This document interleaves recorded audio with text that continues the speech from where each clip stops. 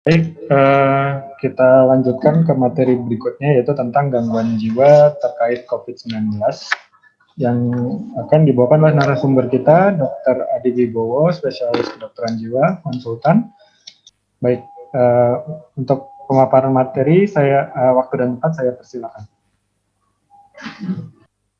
Terima kasih pada moderator, Dr. Daksa. Assalamualaikum warahmatullahi wabarakatuh. Selamat siang. Pada siang ini saya diminta berbicara untuk topik masalah gangguan jiwa selama pandemi COVID-19. Sebelum kita mulai, saya mohon kesediaan Bapak Ibu yang kami muliakan untuk mengenang kita, mengenang para tenaga kesehatan, saudara, kerabat kita yang sudah mendahului meninggal karena COVID-19 dan juga dirawat di rumah sakit, dan ada hal-hal yang mereka masih mengalami gejala-gejala ikutan atau lanjutan. Bagi yang muslim kita awali dengan Al-Fatihah. Mengenang kita silakan.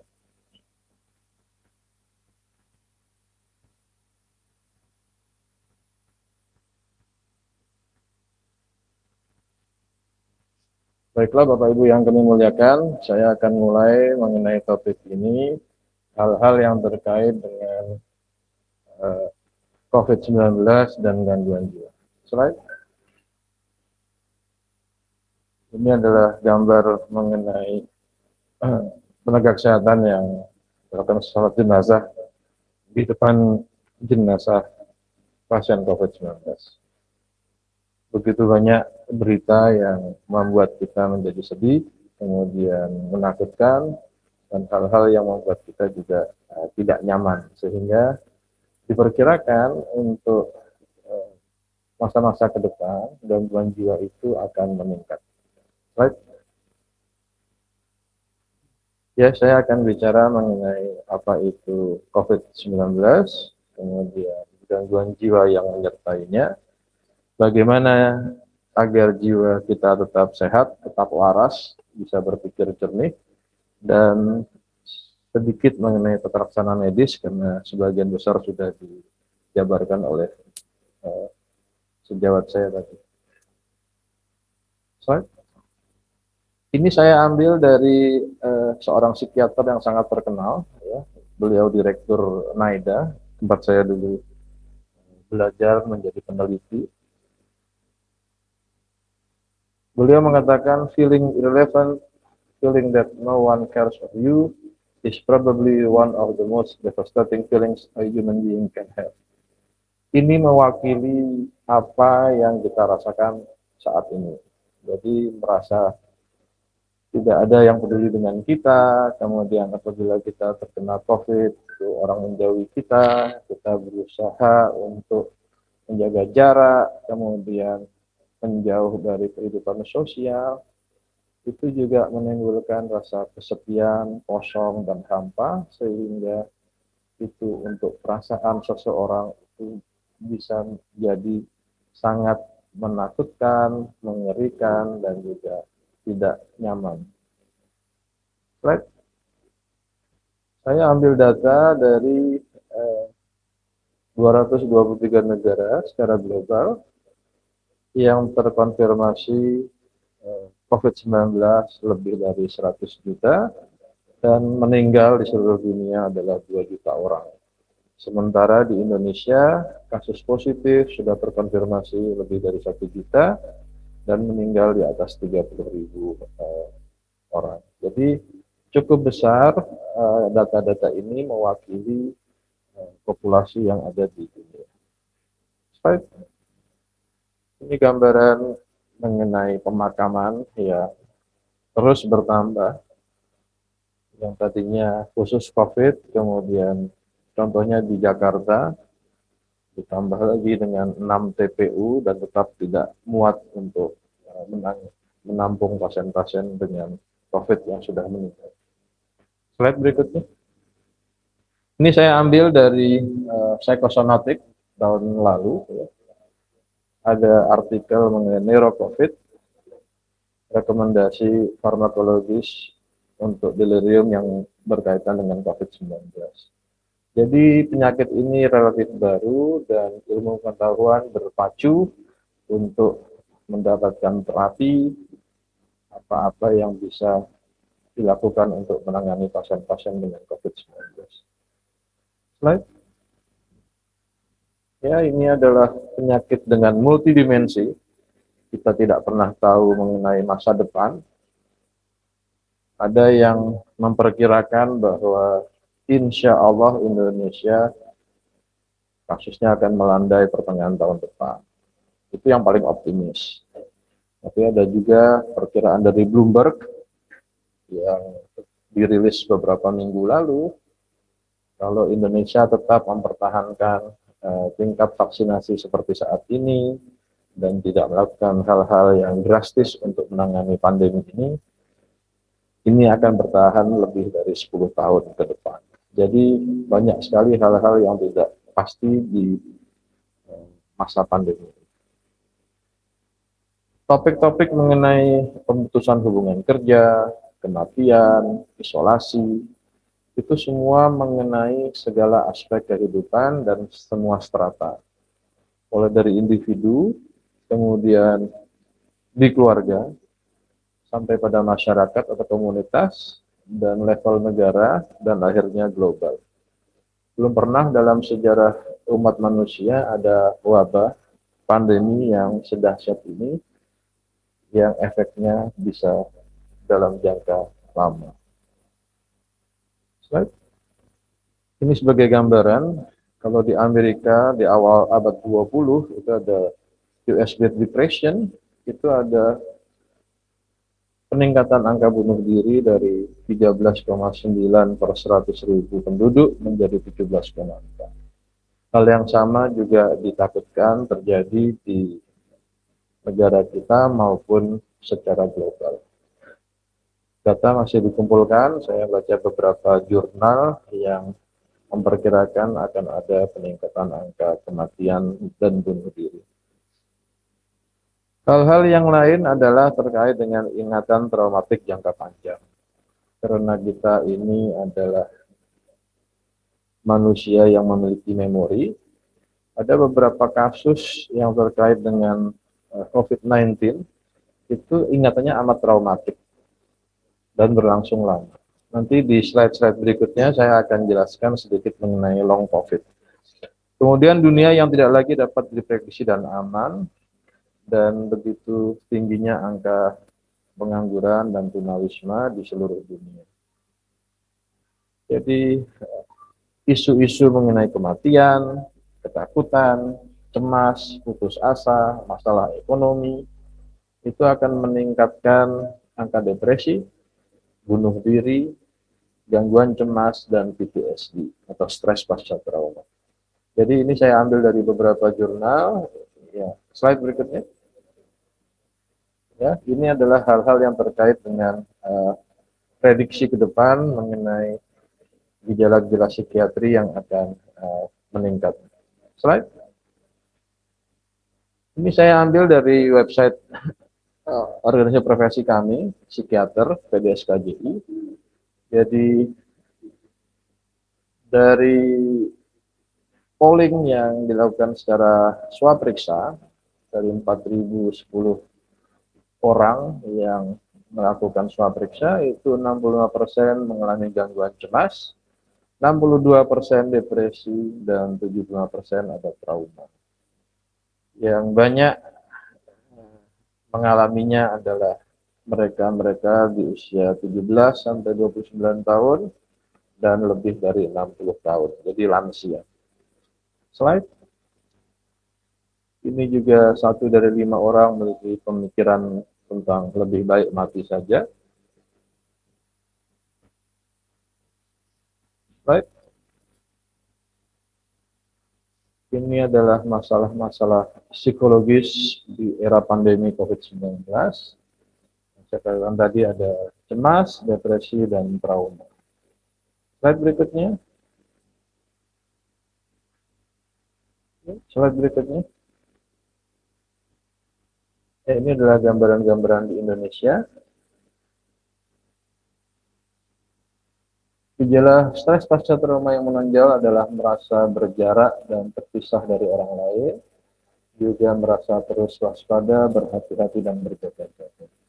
Jadi PTSD itu juga salah satu gejala-gejala yang meningkat pada saat wabah.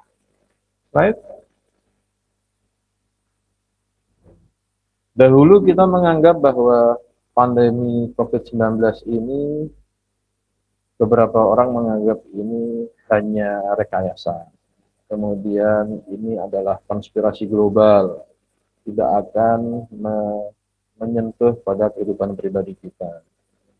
Tapi apa yang terjadi adalah semakin lama, semakin banyak orang yang terpapar, terkena, terinfeksi, bahkan ada yang dirawat dan ada yang meninggal.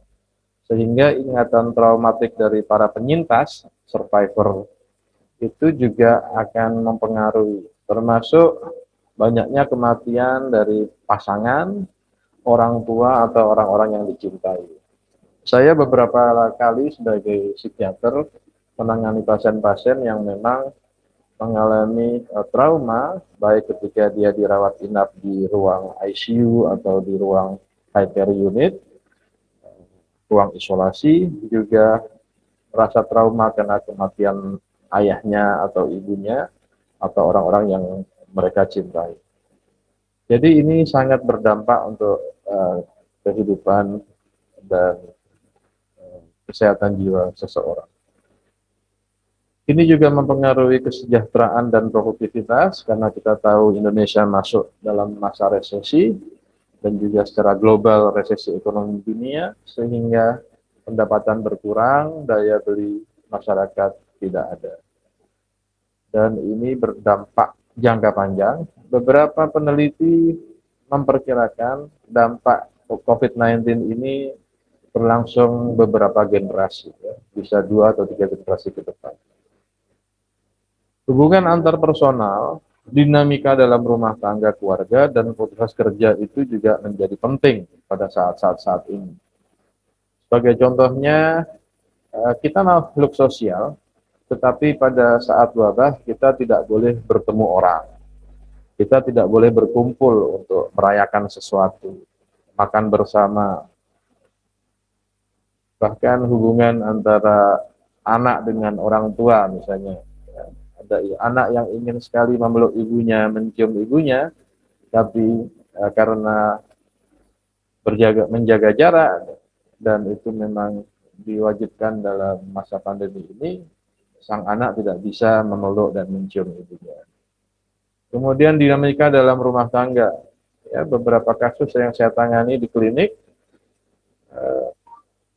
work from home, kemudian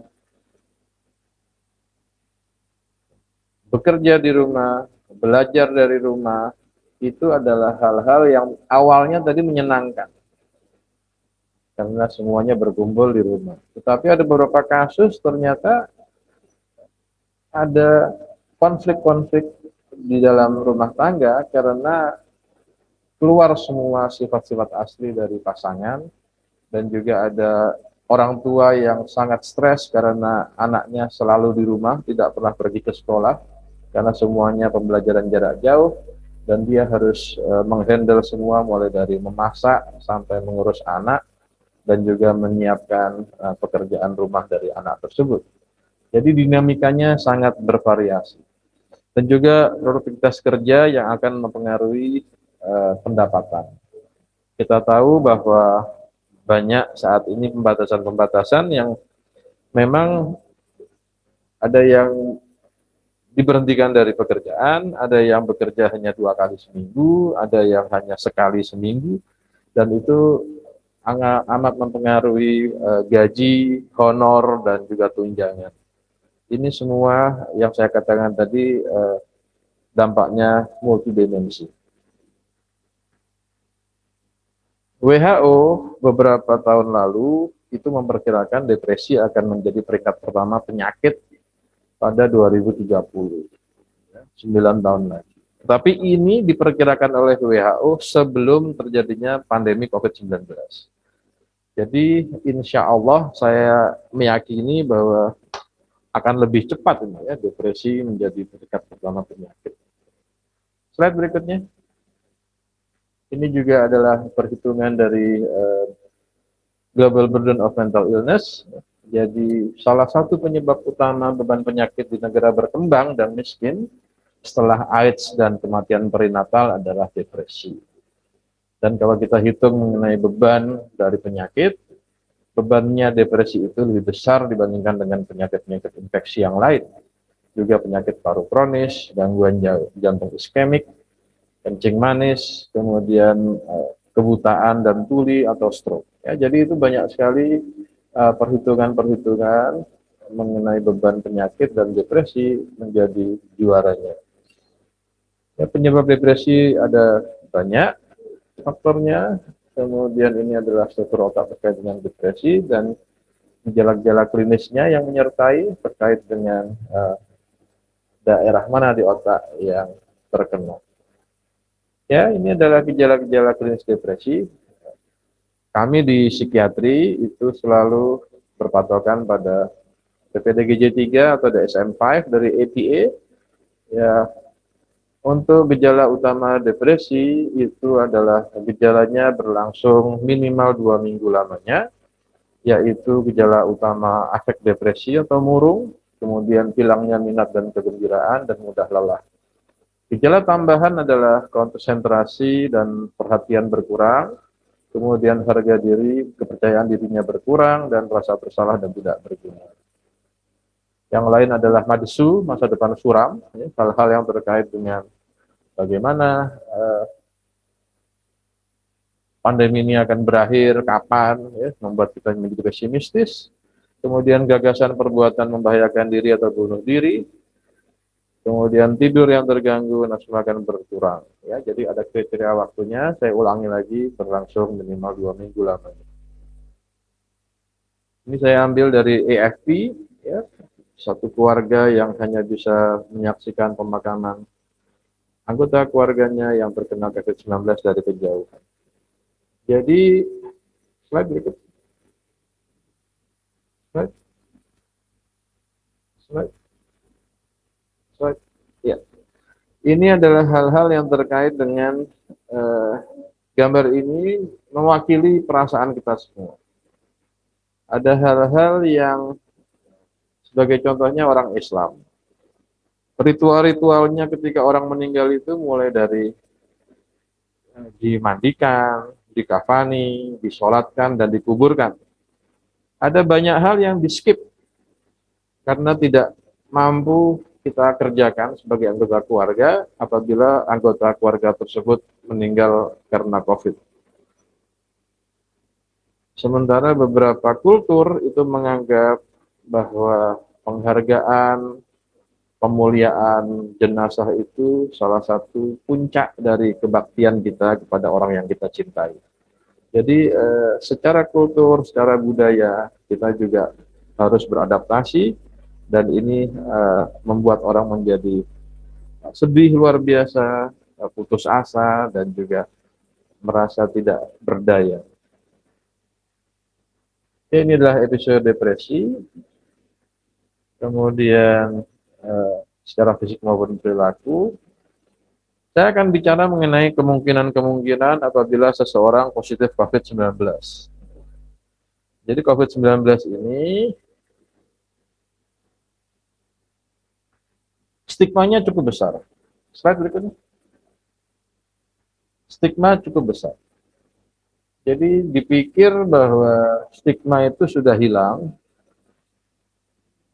Rupanya pada zaman pandemi COVID-19 ini justru meningkat. Kita bisa ingat di awal-awal bahwa orang yang didiagnosis dinyatakan positif COVID-19 dijauhi, rumahnya ada yang dilempari, ada yang diusir, kemudian apabila dia positif COVID juga beberapa tenaga kesehatan diancam,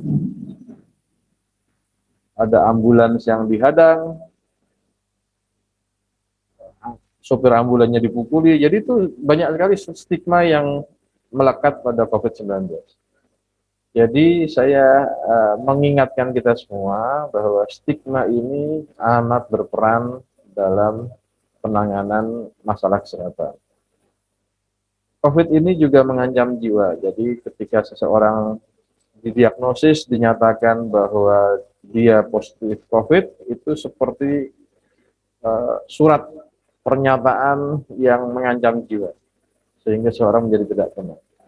Dan juga mempengaruhi perilaku. Hal-hal yang terkait juga adalah masalah-masalah psikosomatis.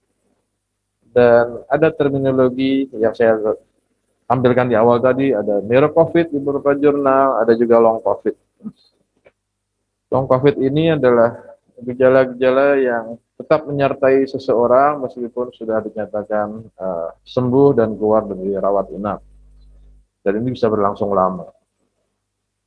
Saya akan sedikit menyinggung mengenai tenaga kesehatan karena sejawat yang mengikuti webinar ini sebagian besar adalah dokter umum dan spesialis.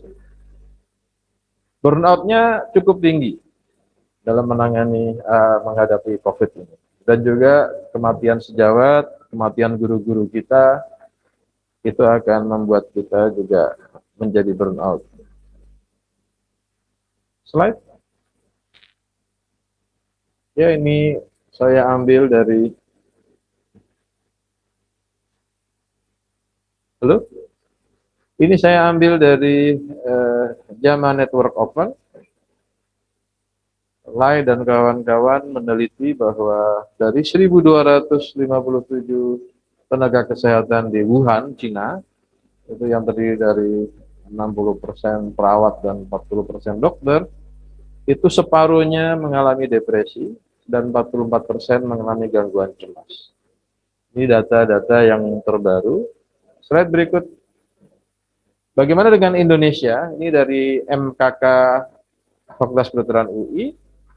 Ini mereka meneliti bahwa dokter yang menangani pasien COVID-19 berisiko 2 kali lebih besar mengalami keletihan emosi dan kehilangan empati dibandingkan mereka yang tidak menangani pasien COVID-19. Saya sedikit berbagi, saya didatangi oleh dokter spesialis anak dan juga dokter Objin dari Sukabumi. Mereka berdua burnout karena mendengar ada kematian sejawatnya, kemudian juga beban kerja yang sangat tinggi, dan juga tuntutan pekerjaan, sehingga kurang istirahat. Ini membuat semua tenaga kesehatan menjadi burnout. Slide. Ya, jadi biar bagaimanapun tenaga kesehatan juga manusia yang punya perasaan, kemudian harus cukup istirahat, dan ketika secara fisik maupun mental itu bebannya sangat berat, yang terjadi adalah depresi, cemas, dan juga trauma. Slide. Ya, ini adalah hasil penelitian dari MKK FKUI. Jadi mayoritas tenaga kesehatan di Indonesia itu masuknya burnout-nya sedang, 82%, dan 1% burnout tingkat berat. Jadi ini menggambarkan betapa tenaga kesehatan Indonesia itu sebenarnya sudah mengalami kelelahan fisik maupun mental yang cukup berat. Slide. Ya, ini dibandingkan antara mereka yang menangani COVID dengan yang tidak menangani. Jadi yang menangani COVID itu 1,6 kali lipat lebih letih secara emosi dan juga kehilangan empati.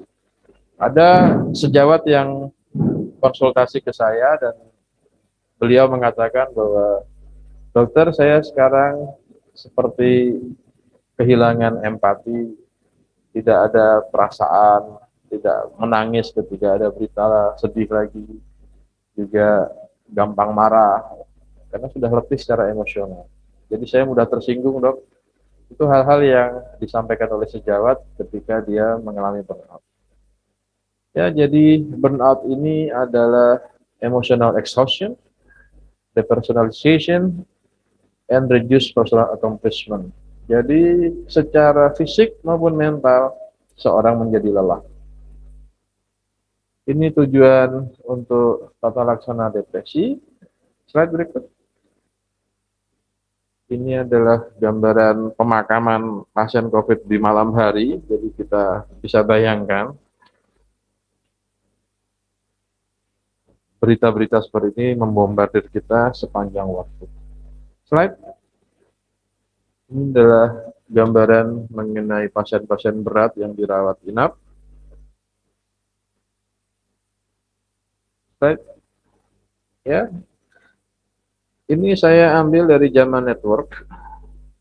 Di Massachusetts di Amerika Serikat, dari 817 pasien itu 28% didiagnosis delirium.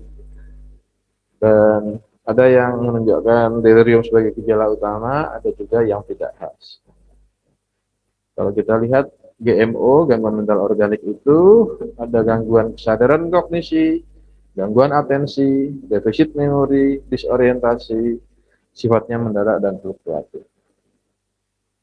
Ini saya ambil dari Psychosomatic tahun lalu, Beller dan kawan-kawan itu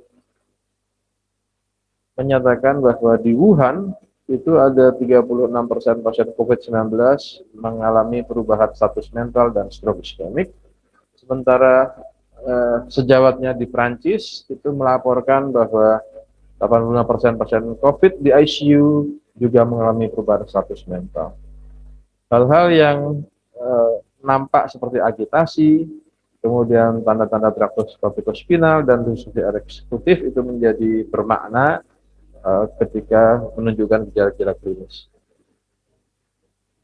Hipotesisnya adalah beratnya penyakit sistemik ini itu akibat gangguan metabolik dan inflamasi, karena kita tahu bahwa pada pasien-pasien dengan COVID-19 terjadi badai sitokin, dan ini mengakibatkan encephalopathy toxic metabolik. Gejala klinisnya yang menonjol adalah bingung dan agitasi.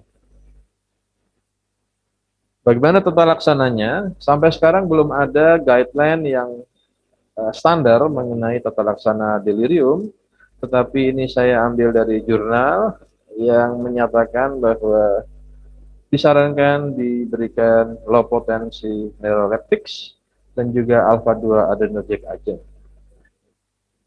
Bagaimana dengan terapi perilaku? Apabila seseorang mengalami delirium, dirawat di ruang isolasi, di ICU, apabila dia masih sadar, tetap harus diberikan akses pada keluarganya, ya, melalui HP, bisa dia video call, sehingga dia tetap merasa bahwa dirinya itu ada kontak dan berhubungan dengan keluarga tercinta. Dan juga stimulus yang tetap harus diberikan pada pasien-pasien yang dirawat inap. Slide. Ya, ini saya ambil dari British Medical Journal tahun lalu. Greenhalgh itu menyatakan bahwa long COVID itu ada dua tipe. Ya. Pertama dengan gejala sisa yang serius, jadi setelah dia dinyatakan sembuh dari COVID, tetap ada gejala-gejala sisa. Jadi hiperkoagulasi, dan ini yang banyak menerangkan kenapa pasien-pasien dengan swab PCR negatif setelah dirawat inap, setelah pulang ke rumah, tetapi tiba-tiba dalam berapa lama perburukan dan meninggal karena ada hiperkoagulasi. Dan yang kedua adalah kelompok pasien-pasien dengan gambaran klinis yang tidak jelas.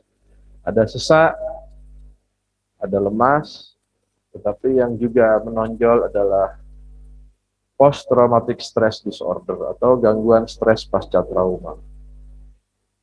Sekedar mengingatkan kembali bahwa PTSD itu gejala-gejala klinisnya antara lain adalah pasien-pasien yang mengalami trauma dan dia mengalami adanya nightmare atau mimpi buruk, dan juga ada flashback. Flashback itu adalah seseorang seolah-olah melihat di depan matanya dalam keadaan terjaga, tidak tidur, ada monitor, ada layar besar yang memutar kejadian-kejadian traumatik persis di matanya. Ya, jadi contohnya misalnya seseorang yang trauma ketika dia dirawat inap di ruang ICU, dia seolah-olah mengalami itu kembali dan dia dikelilingi oleh dokter dan perawat berpakaian APD lengkap, kemudian dia eh, dikelilingi oleh alat-alat yang banyak, suasana sangat mencekam, itu beberapa dialami oleh pasien, ya. Jadi PTSD ciri khasnya adalah nightmare dan flashback. Slide. Ya, sekarang kita bicara mengenai ruang lingkup yang lebih besar, yaitu masyarakat dan keluarga.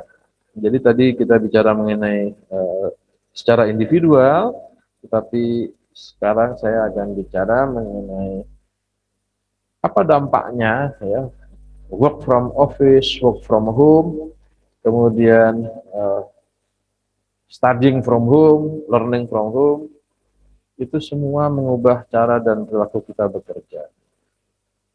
Apa kaitannya dengan resiko paparan COVID-19? Itu isu-isunya terkait dengan mengurus diri sendiri, mengurus anak dan keluarga. Apakah bekerja dari rumah, belajar di rumah itu menyenangkan? Ada beberapa yang menghitung beban kerjanya berbeda. Ya. Jadi harus dilihat mengenai akses dan fasilitas di rumah, apakah menunjang kegiatan-kegiatan bekerja dari rumah dan belajar di rumah.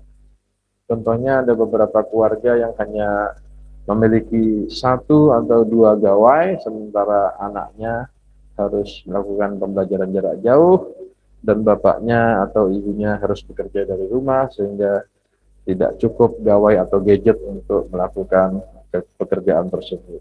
Dan itu menjadi potensi konflik. Ini dari Badan Kesehatan Dunia WHO. Saya kutip bahwa tidak apa-apa merasa sedih, bingung, takut, atau marah selama pandemi, asal tidak berlebihan. Mengapa? Karena kita sebagai makhluk sosial itu tetap harus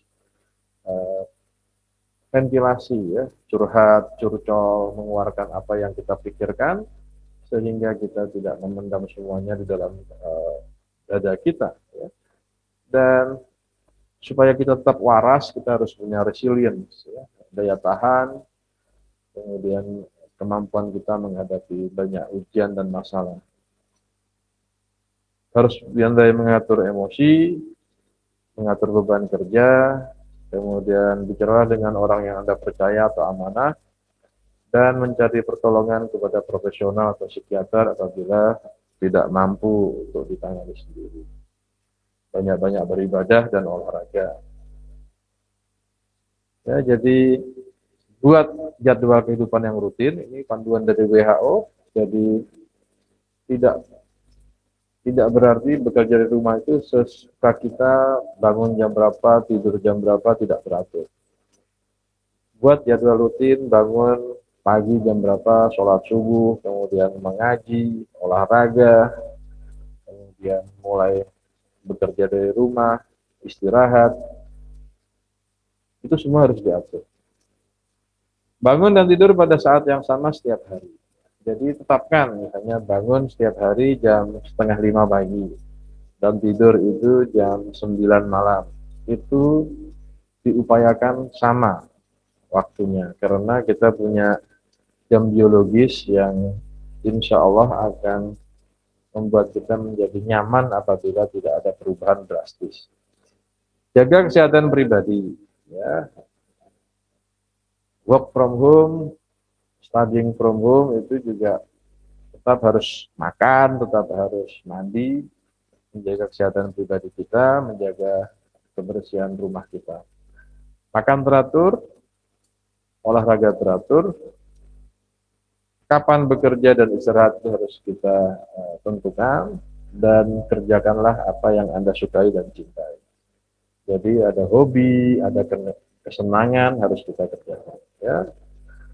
Sekarang beberapa pasien saya sangat menyukai memelihara cupang. Ya, jadi selalu kalau telemedicine melaporkan, dok, cupang saya 5. Kemudian 1 bulan kemudian lapor lagi, dok, Jepang saya sudah 10, anjing saya beranak. Jadi hal-hal yang disukai oleh pasien itu membuat dia menjadi happy. Ada ibu-ibu yang sekarang senang berkebun, gardening, ya itu hal-hal yang membuat kita menjadi tidak mudah stres. Yang lain adalah ikuti berita dari sumber terpercaya. Jangan ambil dari hoax, tetapi ambil dari sumber yang kita yakini, kemudian atur berapa lama mengikuti berita. Kalau WHO menyarankan kita mengikuti berita itu hanya 2 kali sehari, pagi dan sore atau malam. Ya. Kemudian buat waktu jeda atau istirahat. Ya. Oke. Jadi kita harus mengatur berapa lama mengikuti berita dan cukup 2 kali sehari saja. Ya, tidak perlu kita sering-sering membaca berita yang menakutkan atau berita-berita kematian yang akan membuat kita semakin takut dan gelisah. Kemudian kontak sosial tetap penting, ya, hubungi keluarga dan kerabat, bisa melalui telepon atau email. Jadi meskipun kita ada social distancing, kita tetap menjaga tali silaturahim dengan menghubungi orang tua, saudara, teman-teman. Dan ada juga hal yang cukup menarik dari beberapa studi. Tadi malam saya baca jurnal-jurnal terkait dengan addiction. Itu peningkatan dari penggunaan rokok, alkohol, dan narkoba lain.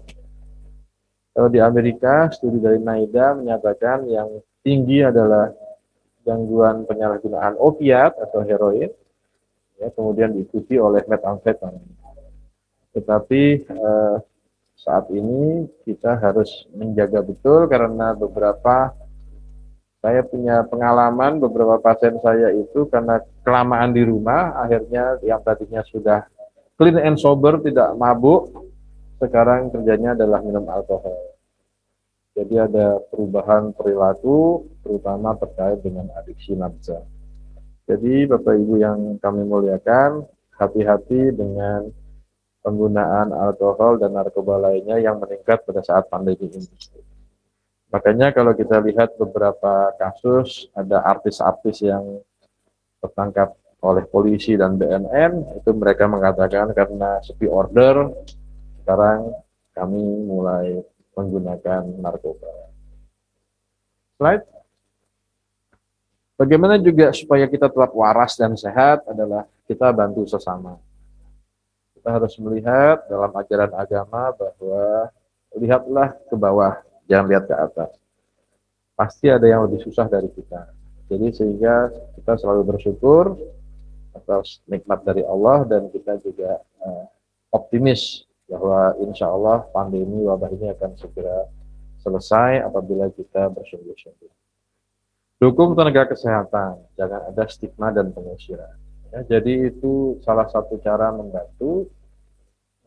Selama sejawat kita saling tolong menolong, jangan ada hal-hal yang membuat kita menjadi burnout. Ya ini slide, ini gambaran beberapa kali sejawat yang meninggal dan juga disolatkan. Ada yang di aula rumah sakit, ada yang di aula kampus, ya. Penghormatan dari sejawat kepada tenaga kesehatan yang sudah meninggal dunia. Slide.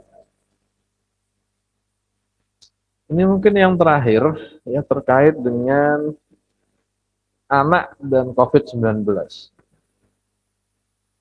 Jadi hal-hal yang terkait dengan perilaku anak pada saat COVID ini berbeda. Bisa responnya berbeda. Ini saya ambil dari WHO guideline. Ya. Jadi mungkin anak itu lebih manja. Ada perilaku cemas, menarik diri, marah, atau sensitif. Beda dari perilaku biasa. Yang tadinya tidak ngompol, sekarang ngompol. Ya, itu adalah hal-hal yang menunjukkan ada perubahan perilaku. Apa yang harus kita kerjakan? Dukunglah anak-anak. dengarkan keluhan mereka. WHO menyarankan give the children extra love, extra time, and extra attention. Jadi justru di saat-saat sulit seperti ini, anak-anak itu jangan dimarahi. Karena ada beberapa kasus yang saya temui, ada ibu-ibu yang merasa bahwa anak-anaknya yang belajar dari rumah itu menjadi beban. Dok, saya tidak menyangka anak saya itu membuat saya jadi stres karena belajar dari rumah, makannya jadi lebih banyak, ngambilnya lebih banyak, berantem di rumah dengan adiknya, hal-hal yang membuat anak itu merasa tidak nyaman dan harusnya orang tuanya yang lebih memberikan rasa cinta dan kasih sayang. Slide. Jadi bicara dan mengenalkan anak-anak, luangkan waktu untuk bermain bersama mereka, tetap usahakan dekat dengan orang tua dan keluarga. Dan ini banyak kasus ya yang apabila harus berpisah, misalnya ayahnya atau ibunya dirawat inap di rumah sakit. Saya beberapa kali melihat status dari sejawat saya yang harus isolasi mandiri dan ibunya atau bapaknya dokter di lantai 2 rumah, kemudian anaknya di bawah atau diungsikan ke rumah orang tua atau mertua. Jadi bila harus berpisah, yakinkan kontak reguler. Jadi menenangkan anak, telepon, video call, itu hal-hal yang buat mereka menjadi nyaman dan tenang. Buat jadwal kegiatan rutin anak sehari-hari. Jadi kapan dia belajar, kapan bermain, ya, kapan bercanda dengan orang tuanya. Itu semua harus kita atur sehingga suasana ketika pandemi ini kondusif untuk jiwa yang sehat. Mungkin demikian dari saya, gangguan jiwa dan kaitannya dengan pandemi COVID-19. Semoga paparan ini bermanfaat. Terima kasih. Assalamualaikum warahmatullahi wabarakatuh. Waalaikumsalam warahmatullahi wabarakatuh. Terima kasih untuk paparannya, Dr. Adi Wibowo. Berikutnya kita buka sesi tanya jawab, sama seperti sebelumnya. Saya buka pertanyaan yang sudah ditanyakan sebelumnya di chat ya oleh Ibu Amina Alisa. Tanya dok, bagaimana menghibur kepada seseorang yang terkena COVID-19 yang sudah tidak percaya dirinya akan bisa sembuh, padahal sedang diobati, sudah stres tinggi. Apa ini juga sudah termasuk gangguan jiwa? Sekalian nanya dok, apa bedanya gangguan jiwa dan gangguan mental?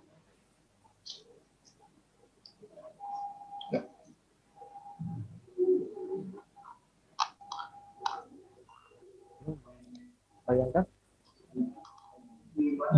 Di chat. Bagaimana menghibur kepada seseorang yang terkena COVID-19 yang sudah tidak percaya dirinya akan bisa sembuh, padahal sedang diobati? Oke, terima kasih Pak Ibu Aminah Alisa. Jadi bagaimana menghibur seseorang yang terkena COVID yang tidak percaya dirinya sembuh padahal sedang diobati? Jadi ini juga termasuk gangguan jiwa jawabannya, ya. Apabila dia sudah tidak percaya diri, kemudian stresnya tinggi, ada kemungkinan dia ada gangguan cemas depresi.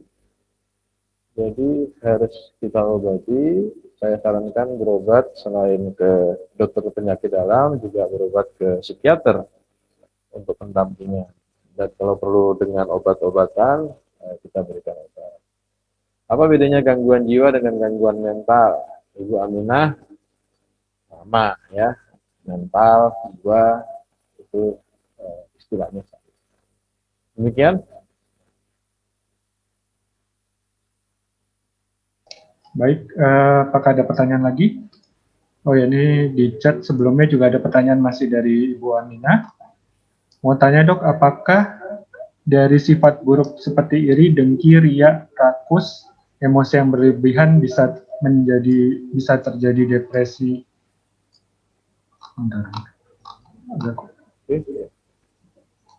Bisa penyebab utama terjadinya depresi. Iri, dengki, ria, rakus, emosi berlebihan bisa depresi.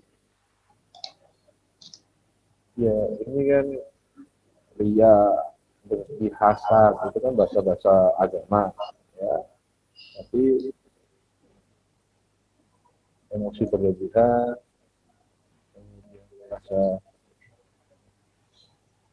depresi berujung gangguan mental. Apakah bisa? Ya bisa. Kalau misalnya orang ria, hasad, itu merasa bahwa dirinya itu dengki, ada orang yang lebih kaya, lebih senang hidupnya, itu akan membuat dia tertekan. Jadi antara pengharapan dia dengan realita itu ada diskrepansi, ada gap, ada jarak.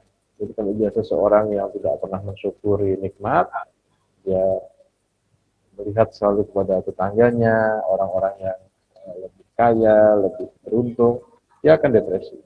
Ya itu bisa, tapi tidak selalu. Kalau tadi pertanyaannya apakah bisa, bisa. Oke, slide pertanyaan berikutnya. Baik, pertanyaan berikutnya sebentar. Dari pertanyaan dari Dr. Endah Ronawulan, Dr. Adi pada masa pandemi untuk menghilangkan jenuhnya banyak yang menggunakan zat adiktif. Bagaimana mengenali tanda anggota keluarga mulai menggunakan zat adiktif tersebut? Ya, terima kasih Dr. Endah Renaulan. Sebenarnya yang bertanya ini lebih pandai daripada yang ditanya, karena beliau pakar. Jadi untuk tanda-tanda keluarga yang menggunakan narkoba atau zat adiktif itu tergantung dengan kelompok zatnya ya. Kami di psikiatri itu mulai biasanya dengan zat apa yang digunakan. Ada 3 kelompok besar kan, kelompok stimulan, kelompok depresan, dan halusinogen. Jadi gejala klinisnya sangat tergantung dari 3 kelompok besar tersebut. Contohnya yang stimulan, ya, zat-zat narkoba yang membuat orang menjadi euforia, happy berlebihan, tidak tidur berhari-hari, banyak bicara, ya, hiperreaktif, hiperaktif. Contohnya apa? Ekstasi, syabu, itu adalah stimulan. Kelompok kedua adalah depresan atau downer, ya, membuat orang menjadi rileks, tenang, ya. Itu contohnya apa? Alkohol, ganja, ya itu. Dan yang ketiga adalah halusinogen, kelompok-kelompok narkoba yang membuat orang berhalusinasi. Contohnya apa? LSD, LSD, kecubung, magic mushroom. Itu semua gejala klinis itu tergantung pada zat apa yang digunakan. Mungkin demikian, Dr. Eka. Baik, mudah-mudahan cukup menjawab pertanyaannya ya, Dr. Endah. Pertanyaan berikutnya dari Dr. Bayu Adiputro untuk Dr. Adi Wibowo. Pertanyaan pertama, selain psikoterapi suportif, jenis psikoterapi apa yang dapat disarankan untuk mendukung pasien yang sedang isolasi akibat COVID? Pertanyaan kedua, apakah ada anjuran atau aturan terkait menerima pasien baru psikiatri secara telemedicine atau telekonsultasi dalam masa pandemi COVID-19? Ya, pertanyaan pertama, selain psikoterapi suportif, psikoterapi apa yang dapat dikonsultasikan untuk mendukung pasien isolasi? Banyak ya, selain konseling, ya, psikoterapi yang lain itu juga bisa. Pertanyaan kedua, apakah ada anjuran terkait menerima pasien baru psikiatri secara telemedicine? Saya baca Pak panduan PDSKJI itu dan juga beberapa panduan dari organisasi internasional itu tidak disarankan untuk pasien-pasien baru.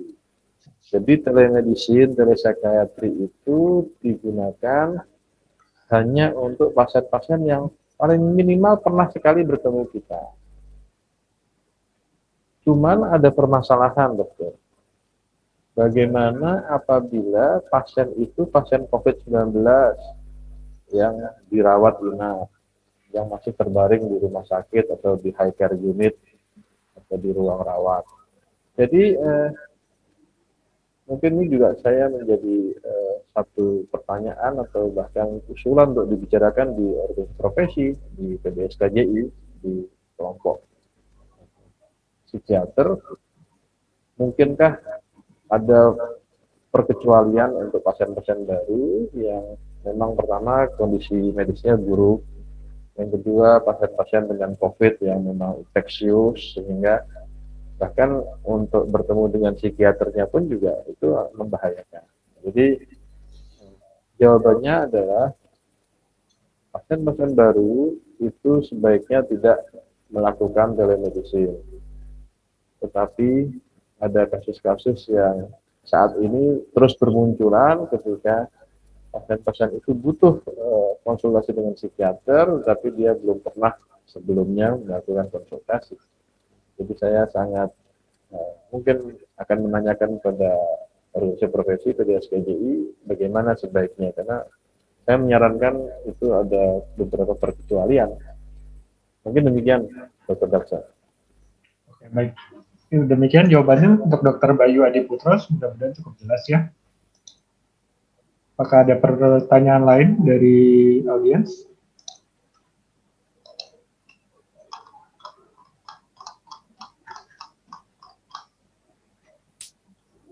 Mungkin bisa diisi juga dengan sharing pengalaman Dr. Adi merawat pasien-pasien jiwa selama pandemi ini. Apakah ada perubahan khusus, Dok?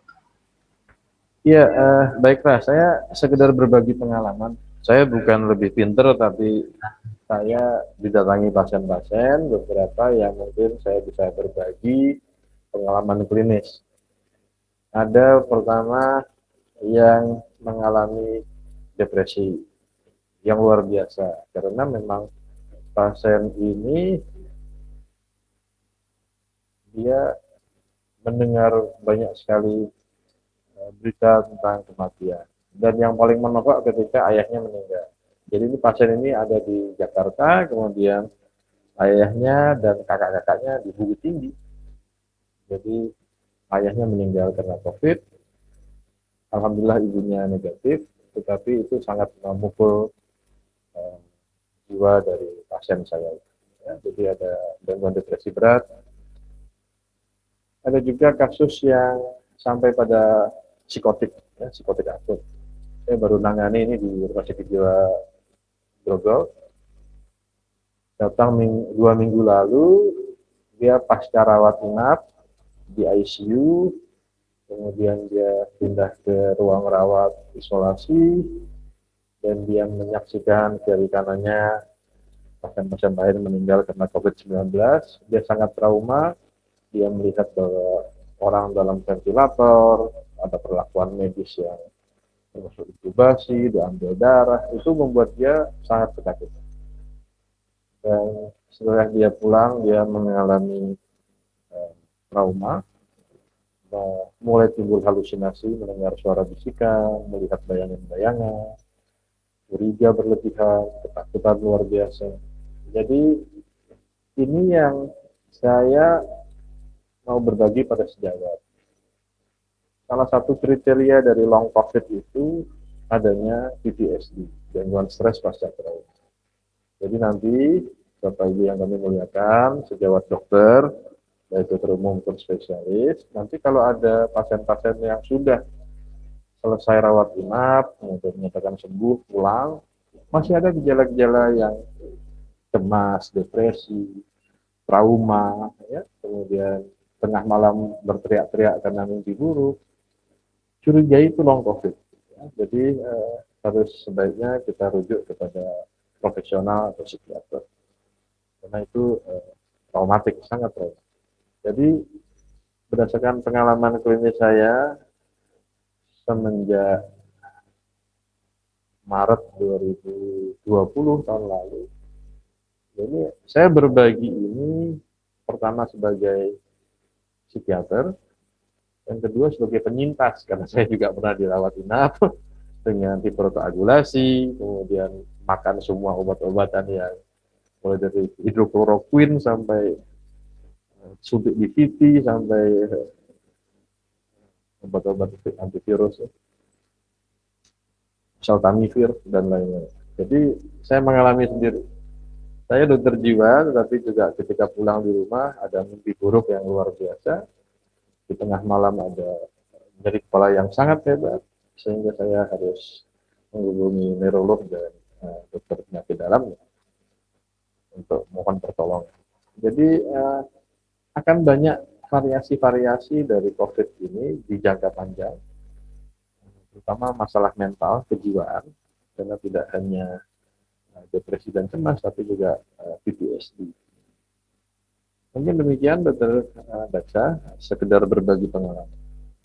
Baik, terima kasih untuk share-nya, Dr. Adi. Pertanyaan berikutnya dari Dr. Catur Priambodo. Seberapa besar barangkali ada persentasenya peran kondisi psikologi atau psikiatri untuk proses terapi pasien COVID? Seberapa besar peran psikologi psikiatri untuk terapi pasien COVID?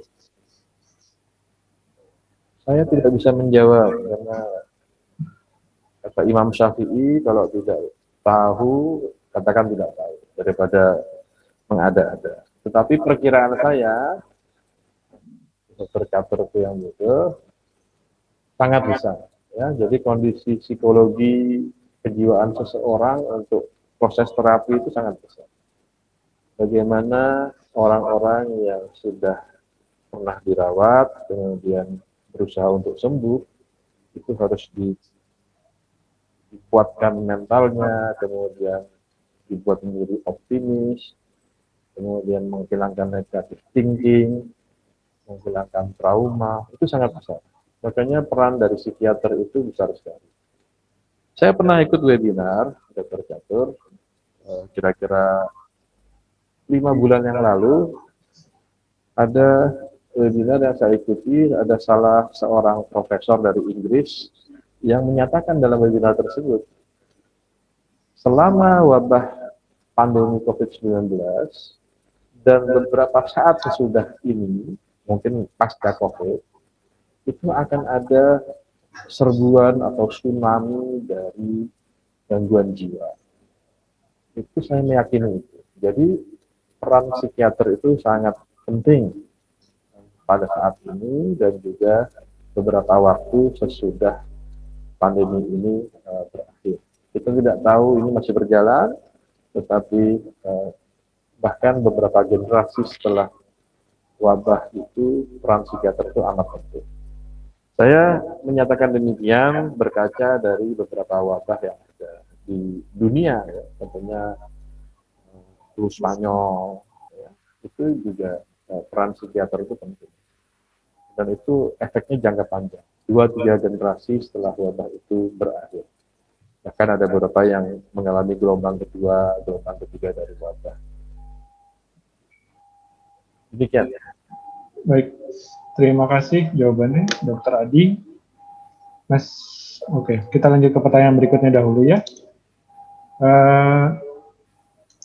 Dr. Bayu Adiputro yang sebelumnya sudah bertanya, nih menyambung lagi pertanyaan nomor 2, bagaimana dengan layanan telekonsultasi dengan psikiater pada platform yang sudah ada selama ini, misalnya Halodoc, Halodokter, dan lain-lain? Ya, dengan layanan telekonsultasi, itu yang saya katakan tadi, bahwa Halodoc, Halodokter, itu telemedicine, telepsikiatri.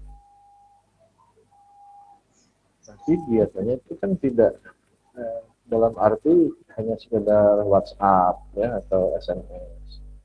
Sementara kalau video call, telemedicine ya, itu sangat dianjurkan untuk pasien langsung tatap muka pertama kali, baru setelah itu follow up dengan telemedicine. Jadi bagaimana dengan platform yang ada, itu mungkin Dr. Daksa bisa menjawab, karena beliau manajer dari Halodoc, ya, salah seorang petinggi Halodoc. Ya, jadi saya rasa sudah mengikuti etika dari profesi, kemudian dari ID, ya, aturan-aturan. Kalau saya membaca sendiri dari jurnal-jurnal terkait psikiatri, tadi malam saya mencoba membaca mengenai telepsikiatri. Jadi memang dianjurkan telepsikiatri itu sekarang, karena zaman yang sangat cepat berubahnya. Yang saya katakan tadi, mungkin perlu ada perubahan-perubahan dan perkecualian kriteria eksklusi untuk aturan yang sangat rigid atau ketat. Misalnya yang tadi saya katakan tadi, ada pasien dengan COVID-19 yang dirawat inap di satu rumah sakit, dia masih bisa bicara, tapi dia ingin bicara dengan dokter jiwa, psikiater, dan dia belum pernah ketemu dokter itu. Ya mungkin aturannya mungkin bisa diperlonggar, kalau kondisinya sangat berat, dia bisa tidak perlu pertemuan pertama tatap muka. Mungkin demikian, Dokter Bayu, sehingga platform yang ada itu juga mengikuti. Mungkin Dokter Daksa bisa Oh ya, baik. Ya, kebetulan saya juga penggiat telemedicine ya. Kalau menurut saya memang perkembangan ke depannya sih, insya Allah mungkin sesuai perkembangan teknologi bakal keniscayaan juga sih telemedicine akan lebih berkembang dari sekarang. Mungkin kalau misalnya kita lihat di film-film sci-fi ya, di mana dokternya mungkin dari jarak jauh bisa langsung melakukan pemeriksaan fisik, misalnya bisa melakukan auskultasi dari jarak jauh. Mungkin itu ideal, kondisi paling ideal nanti kalau telemedicine sudah berkembang. Jadi ini pelan-pelan, mungkin saat ini telemedicine kan kebanyakan hanya berupa chat atau video call. Mungkin kalau untuk psikiatri, mohon koreksi kalau saya salah ya dokter Adi. Jadi mungkin paling nggak harus ada video call ya, untuk bisa melihat gimana status mental dari pasien. Tapi tentu saja itu juga harus didukung oleh regulasi yang memang bisa menjadi payung hukum. Untuk saat ini mungkin belum ada, dan mudah-mudahan sih perkembangan ke depannya akan semakin mengakomodir itu sih. Dari Kemenkes sepertinya responsnya udah bagus ya, sejak pandemi ini untuk telemedicine sudah ada dukungan secara resmi dari Kemenkes, seperti itu. Oke, mungkin pertanyaan berikutnya dari Dokter Catur Priambodo lagi, untuk melanjutkan pertanyaan sebelumnya ya. Apa ada korelasinya dengan sugesti? Kalau nggak salah di buku Prof. Marami sekitar 70%, mohon koreksinya. ya, kalau kita bicara mengenai proses kesembuhan, itu memang beberapa yang meneliti mengenai peran sugesti itu besar. Ya. Jadi makanya ada dukun paranormal, ya, yang dikatakan orang pintar, padahal ya sebenarnya pintar mana dengan dokter kita tidak tahu.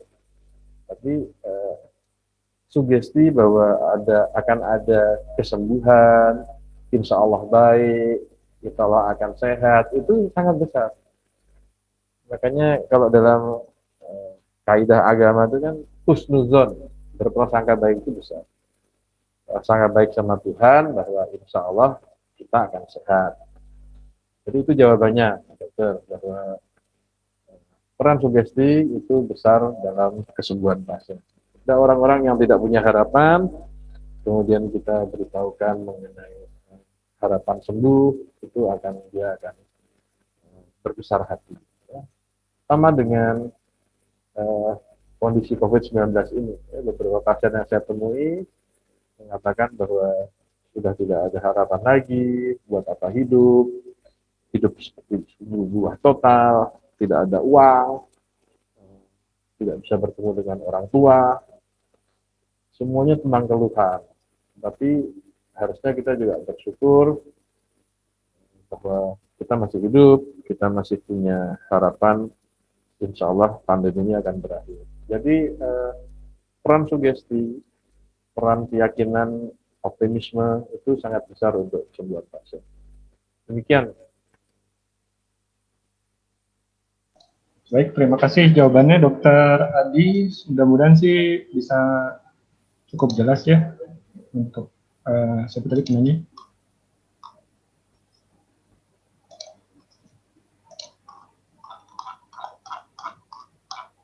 Dokter Catur ya. Oke, baik.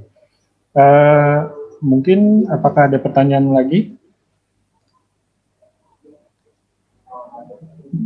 Materinya tadi udah di-share ya. Ya, baik. Mungkin bila sudah tidak ada pertanyaan, akan saya tutup dahulu dengan closing statement.